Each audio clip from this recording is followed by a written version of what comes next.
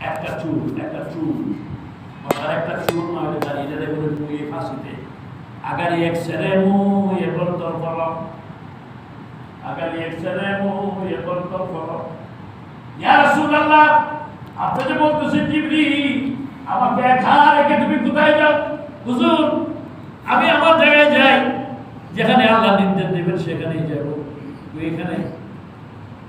মক্কা শরীফের উম্মে আমিন ঘর থেকে বাইতুল মুকাদ্দাস আমরা ওখান থেকে সাত আসমান পাড়ি দিয়ে পড়ে এই উর্ধ্ব জগতে কত উপরে আমি জেনে না ছিলি না বুঝে না চাই না এখন তুমি আমাকে একা ছেড়ে তুলেছো তাই জিবরিল বলে আগালে এক সেরে মুয়ে বলতো বলো রোগে তাজাল্লি বসুত করো ইয়া রাসূলুল্লাহ একটা চুল পরিমাণ যদি আমি উপরে উঠি আল্লাহর নূরের তাজাল্লিতে আমার পাখাগুলি সিরে সাই গাই হয়ে যাবে সুবহানাল্লাহ জিবরিলে দানাস ফুরিয়া সারকাবে সাই হয়ে যাইব আর নবী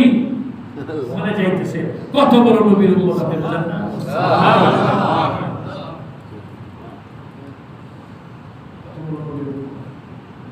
ওই পয়গম্বর জামাতে নামাজ পড়তেন পয়গম্বর তাকবীরের নামাজ পড়তেন পয়গম্বর ইমামও ছিলেন মুক্তাদিও ছিলেন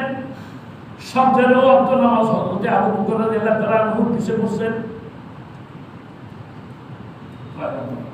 সাহাবায়ে কেরাম বয়ান করতেছেন পয়গম্বর বয়ানে বসে গেছেন সাহাবীরা উঠে দাঁড়িয়েছে যে হুজুর বলেন বসো বয়ান চালাও এবং শিক্ষা পয়গম্বর দিয়েছে মানুষকে এই পয়গম্বরের শিক্ষা নিয়ে যদি তোমরা চলো পয়গম্বরের শিক্ষা কোথা থেকে শিখবা আল্লাহ পাক রব্বুল আলামিন বলেন কোরআন থেকে শিখবা ইন্নাল আউযুবিল্লাহ জমিদাবি আল্লাহ হযরত মুসা বলেন ও বনি ইসরাঈল